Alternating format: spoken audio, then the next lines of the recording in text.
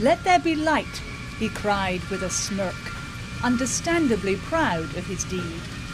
For 6 solid days he did nothing but work, and with such inconceivable speed. And now for some rest, for we're all quite impressed with the fact that he did it alone. We're accustomed to gods who contract out jobs and then won't throw their workers a bone.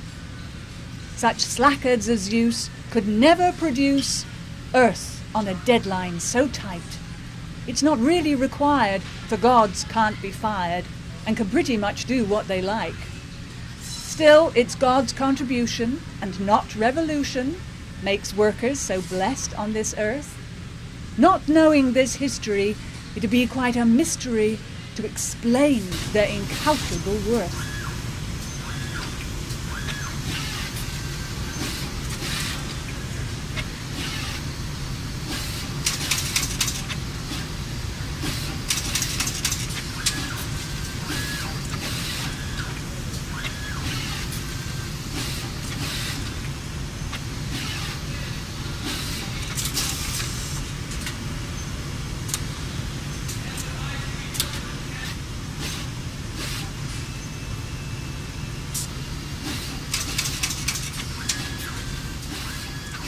When speaking of labour, the work of Max Weber should eventually enter discussion. Protestants work harder than monks, for a starter, with historically great repercussion.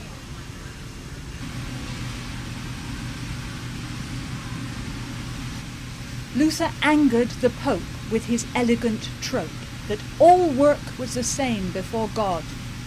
Of course, he'd besmirch the top dogs in the church, whose labours got barely a nod.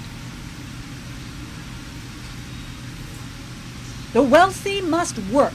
Being rich is no perk," said John Calvin, himself a bit stern. "Work as hard as you can, but for God understand, and for yourself display no concern."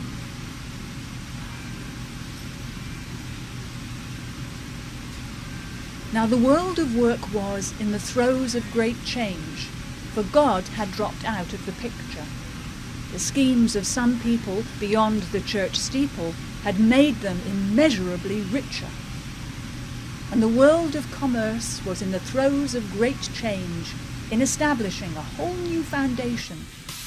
What the workers produced was reduced to exchange, producing in turn alienation. But spectres in Europe were starting to stir up the masses as sure as can be, for forces were brewing, committed to breaking the grip of the haute bourgeoisie. 'Twas Marx who explained how workers were chained to forces of gross exploitation. Why toil for another, enlarging their plunder, while increasing your family's privation?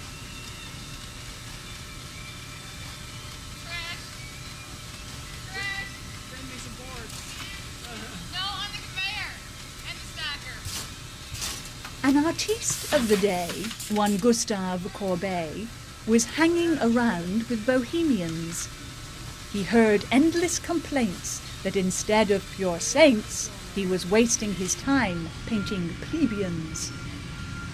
And to make matters worse, he fell under the curse of anarchists, Proudhon among them.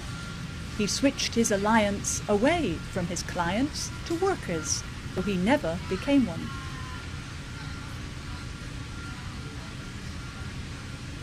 The ideas of Bill Morris were egregiously porous, though admirably earnest and moral. But a medieval guild, though wonderfully skilled, can't forestall the inevitable quarrel. What quarrel is that? One might ask diplomatically, hoping to render some clarity. But the further you go, the less you will know, and the more it approximates parody.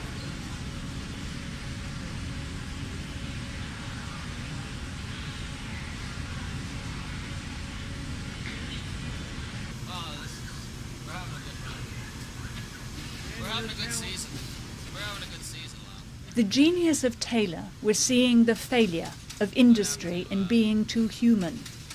Let the management decide, they alone shall preside, because workers, they lack the acumen. These ideas held sway quite well in their day. Mussolini expressed his endorsement. Herbert Hoover agreed. The best way to succeed was to stay on this path to enlightenment. And then it's a 64-pin post or what have you, and not a crooked leg. If it's got a crooked leg, it'll auto-reject it over to the side. So it's a One could have foreseen these responses, so keen to keep capital maximally robust. But Lenin and Gramsci were also devotees, which occasioned not a bit of mistrust.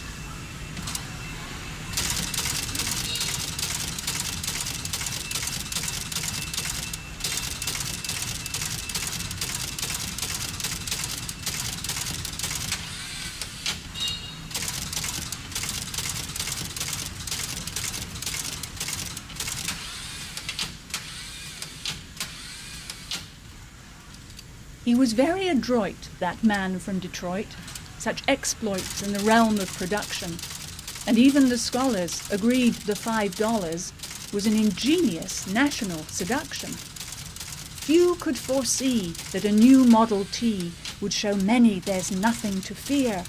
It's far easier to feel loyal to consumer goods as a foil, an idea to which Ford would adhere.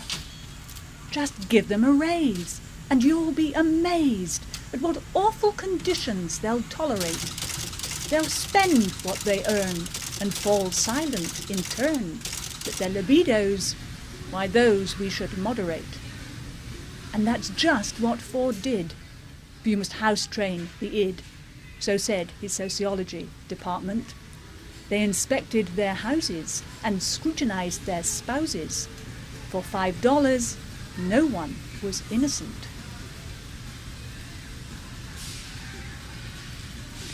In the USSR, with the fall of the Tsar, things were a little bit different.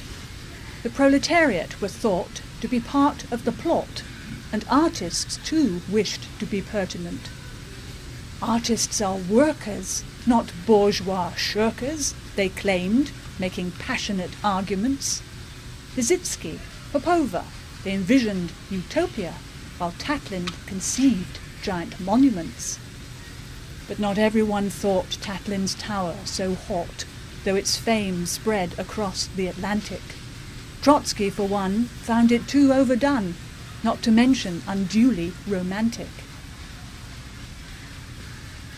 Biomechanics, we know, made a spectacular show, with the actors becoming statistical. Progress and reason were the rage that season, and Meyerhold got quite modernistical. Yet even here they adored the writings of Ford.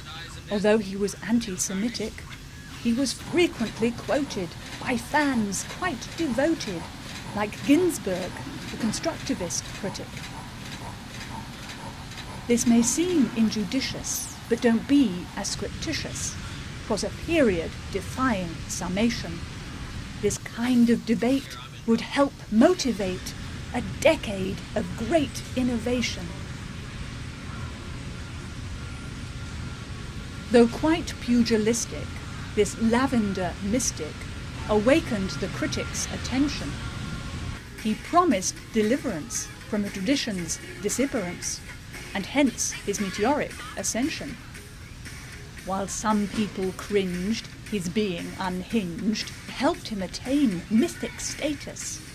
Though his manners were coarse, he helped reinforce a faltering art apparatus.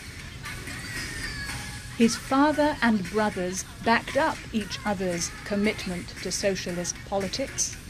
His work in the Union might have earned excommunion by the hordes of McCarthyite lunatics. But oddly enough, that untimely rebuff never happened, despite all the evidence. Back then, high art was immune from the start. As for Hollywood flicks, well, good riddance.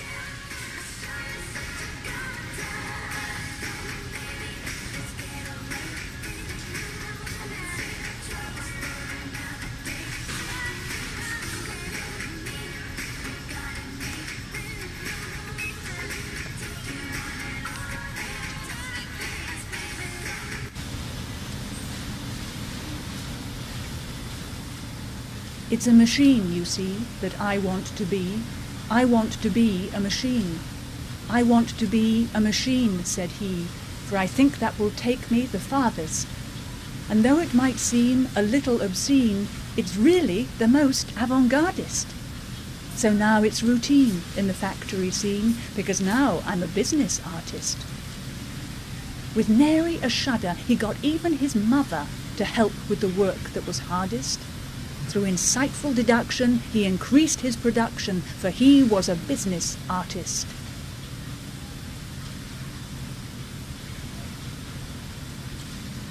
For everyone knew that the smart thing to do is always to do what is smartest.